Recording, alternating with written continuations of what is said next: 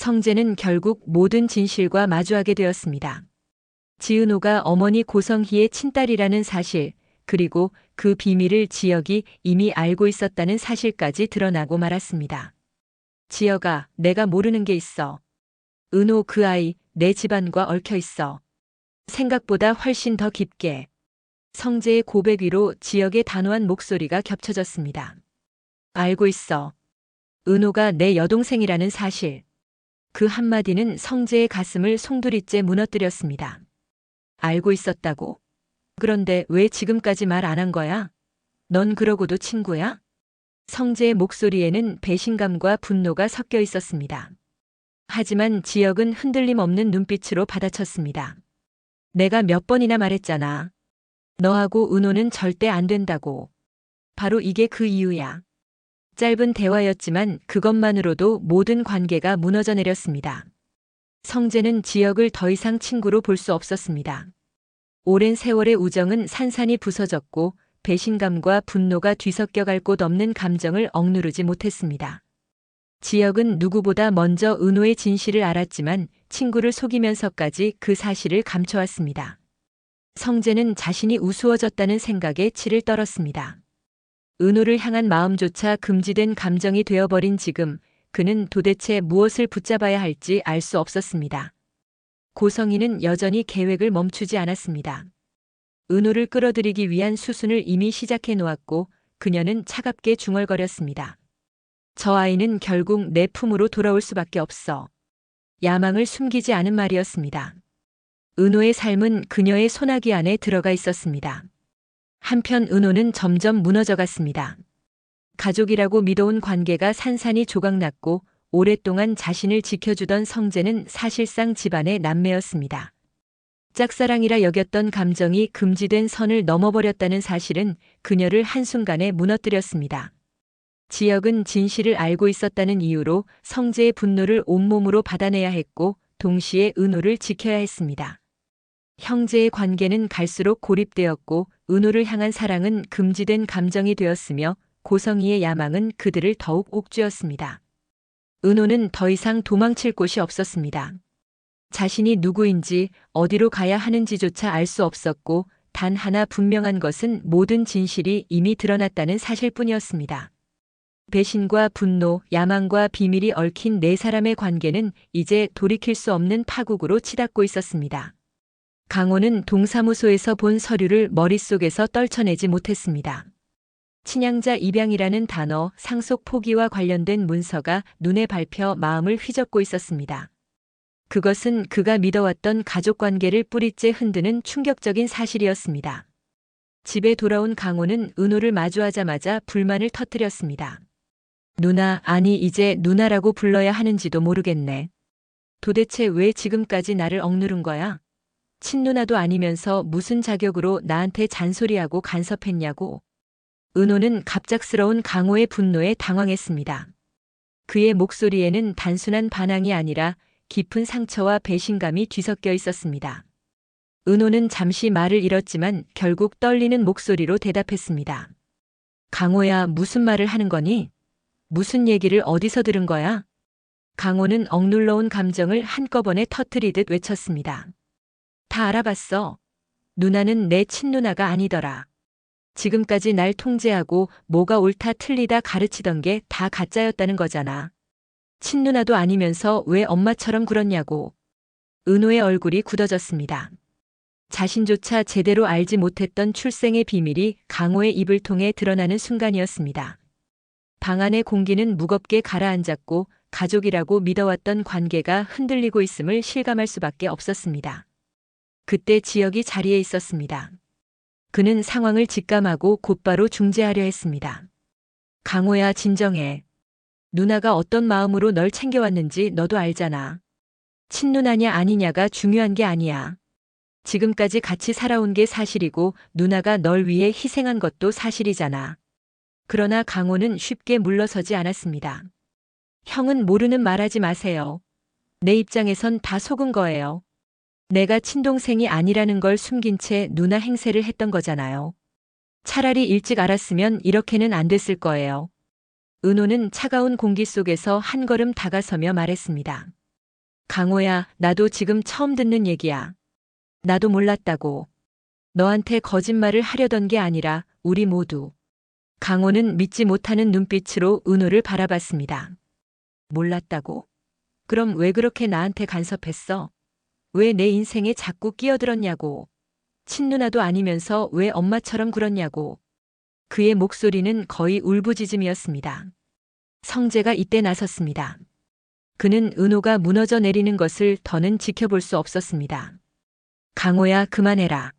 내가 화난 건 이해한다. 하지만 은호가 내 인생을 망치려고 그런 게 아니잖아. 너를 위해 빚도 대신 갚고 너 때문에 눈물도 흘렸잖아. 그게 다 거짓이라고 생각하니? 강호는 성재의 말에도 여전히 화를 누르지 못했습니다. 그건 빚쟁이 앞에서 창피당하지 않으려고 그런 거 아닐까? 누나가 아니니까 책임질 필요도 없었던 거잖아. 지혁은 더 이상 참을 수 없다는 듯 목소리를 높였습니다. 내가 지금 무슨 말을 하는지 알고 하는 거야? 내가 모르는 순간에도 은호가 너 때문에 얼마나 힘들어했는지 알아? 내 빚 갚으려고 모아둔 돈 다 내놓고 은행에서 돈 찾으면서 울던 거 내가 봤어. 내가 그렇게 함부로 말할 자격 있어? 강호는 잠시 말이 막혔습니다. 하지만 그의 자존심은 쉽게 꺾이지 않았습니다. 그럼 더 화나는 거예요. 누나도 아닌데 왜 그렇게까지 했는데요? 그냥 냅뒀으면 됐잖아요. 왜 나를 속이고 왜 나를 더 비참하게 만들어? 은호는 더는 버티지 못하고 눈물을 흘렸습니다. 강호야, 나도 몰랐어. 내가 누군지도 왜 우리 집에서 자랐는지도 그냥 우리는 가족이라고 믿고 살아왔을 뿐이야. 너한테 엄마처럼 굴고 싶어서 그런 게 아니라 그냥 내 동생이라고 믿었으니까 그런 거야. 카페의 공기는 무겁게 가라앉았습니다. 성재는 은호의 어깨를 잡으며 위로했습니다. 이제 됐다. 더 말하지 마. 지금 중요한 건 사실이 아니라 우리가 앞으로 어떻게 살아갈지야. 강호야, 내가 알고 싶지 않았던 사실일 수도 있지만 그렇다고 가족이 하루아침에 없어지는 건 아니야. 강호는 여전히 분노를 감추지 못했지만 잠시 눈을 피하며 자리에 주저앉았습니다. 모르겠어요. 지금은 아무도 믿고 싶지 않아요. 은호는 눈물을 닦으며 자리를 피하려 했습니다. 조금 혼자 있고 싶어. 나도 지금 너무 혼란스러워. 그녀는 떨리는 목소리로 말하고 밖으로 나갔습니다. 지혁은 은호를 붙잡으려 했지만 결국 멈춰섰습니다. 그의 눈에도 깊은 혼란이 서려 있었습니다. 성재는 지혁을 바라보며 낮게 말했습니다. 지금은 그냥 두는 게 나아. 은호가 스스로 감정을 정리할 시간이 필요해. 지혁은 고개를 끄덕였지만 마음속에서는 은호를 지켜야 한다는 강한 충동이 일렁였습니다. 그는 스스로도 정리되지 않은 감정을 느끼며 중얼거렸습니다. 내가 뭘 할 수 있을까? 어떻게 해야 저 사람이 덜 아플까? 성재 역시 복잡한 마음에 사로잡혔습니다. 은호를 향한 오랜 마음이 있었지만 이제는 단순한 감정이 아니라 보호해야 한다는 책임감으로 변해 있었습니다. 그러나 동시에 지역의 시선 역시 은호를 향하고 있음을 느끼며 자신이 더 분명한 선택을 해야 한다는 압박을 받았습니다. 은호는 집을 나와 어두운 거리를 홀로 걸었습니다. 가로등 불빛 아래 그녀의 그림자는 길게 늘어져 있었고 그 발걸음은 갈피를 잡지 못한 채 흔들리고 있었습니다. 그녀의 마음속은 무너져 내리고 있었습니다. 정말 나는 누군 걸까? 내가 지켜왔던 건 다 무슨 의미였던 거지? 은호는 중얼거리며 눈가를 훔쳤습니다. 그동안 자신이 가족을 위해 헌신하고 강호를 위해 몸부림쳐왔던 순간들이 한순간에 무너져 내린 듯 했습니다. 친누나도 아니면서 왜 엄마처럼 굴었냐는 강호의 말이 머릿속을 떠나지 않았습니다. 카페로 돌아온 지혁과 성재는 서로 말없이 앉아 있었습니다. 두 사람의 시선은 서로 다른 방향을 향했지만 그 마음속에는 똑같은 한 사람 은호가 있었습니다. 성재가 먼저 입을 열었습니다. 지혁아, 너 은호가 어머니 딸이라는 걸 언제 알았어? 지혁은 잠시 눈을 감았다가 대답했습니다. 오래전부터 눈치챘어. 하지만 말할 수가 없었어. 그게 은호한테 상처가 될 거란 걸 알았으니까. 성재의 눈빛이 흔들렸습니다. 그래도 나한테는 말했어야지. 난 친구잖아. 그런데 넌 나한테 끝까지 숨겼어. 그게 더 아프다. 지혁은 고개를 숙였습니다. 미안하다. 하지만 나는 내 마음보다 은호의 상처가 더 두려웠다. 그리고 솔직히 나도 내 마음을 정리하지 못했어. 은호를 지켜야 한다는 생각뿐이었어. 성재는 한숨을 내쉬며 자리에서 일어섰습니다.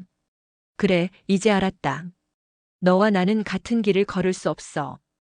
은호를 두고 우리는 다시 친구일 수 없을지도 모른다. 그의 말은 차갑게 울려 퍼졌습니다. 지혁은 말없이 성재를 바라봤지만 그 눈빛에는 복잡한 감정이 서려 있었습니다. 그 시각 고성이는 집무실에서 홀로 와인잔을 들고 있었습니다. 창밖에는 불빛이 반짝였지만 그녀의 눈빛은 차갑게 가라앉아 있었습니다. 은호, 결국 내 품으로 돌아올 수밖에 없어. 내가 나를 거부하든 받아들이든 상관없어. 넌 이미 내 피를 이어받은 아이니까. 그녀의 중얼거림은 집착에 가까웠습니다. 다음 날 아침 은호는 카페에 혼자 앉아 있었습니다. 손님들이 오가는 소리가 들려왔지만 그녀의 귀에는 아무것도 들어오지 않았습니다. 그때 지혁이 조심스레 다가왔습니다. 은호야, 괜찮아? 은호는 고개를 들었지만 차갑게 대답했습니다. 선배, 괜찮지 않아요. 나도 내가 누군지 모르겠어요. 강호 말처럼 나는 그냥 가짜였던 걸까요? 지혁은 한 걸음 다가섰습니다. 가짜라니? 은호야, 넌 누구보다 진짜야. 내가 흘린 눈물, 내가 흘린 땀, 그게 다 진짜잖아. 혈연이 아니라고 가족이 아니야? 내가 살아온 삶이 가짜가 될 수 없어. 은호의 눈에 눈물이 맺혔습니다. 하지만 곧 고개를 돌리며 속삭였습니다. 선배, 제발 더 이상 그렇게 말하지 마세요. 저 혼란스러워요.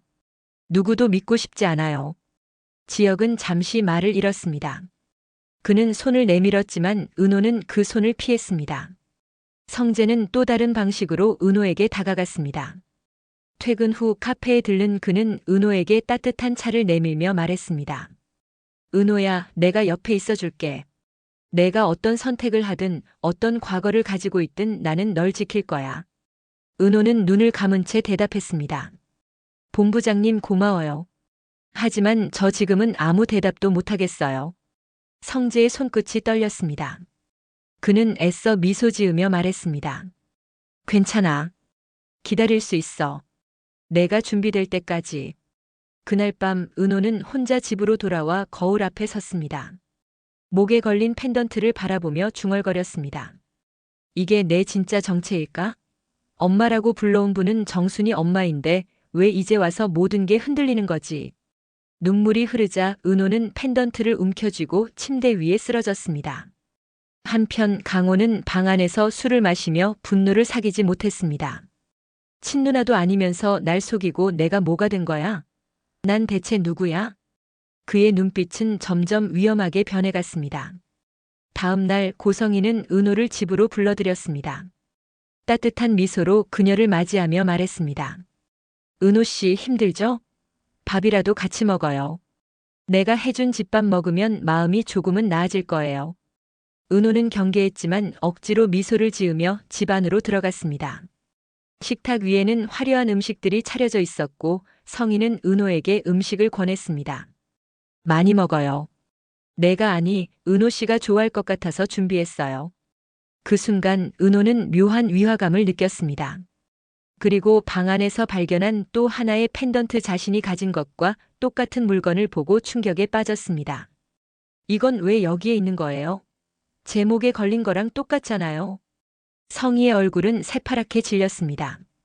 그녀는 결국 숨겨왔던 진실을 뱉어낼 수밖에 없었습니다. 그래, 내가 내 딸이다, 은호야. 그 순간 은호의 눈앞은 아득하게 흔들렸습니다. 모든 게 무너져 내렸습니다. 그리고 바로 그때 영나가 방 안으로 들어왔습니다. 엄마, 지금 뭐라고 했어요? 성희의 고백은 이제 모든 사람들의 운명을 송두리째 흔들 준비가 되어 있었습니다. 다음 화는 더 흥미진진한 내용으로 찾아오겠습니다. 구독과 좋아요는 저의 새 큰 힘이 됩니다. 지금까지 드라마 판다였습니다.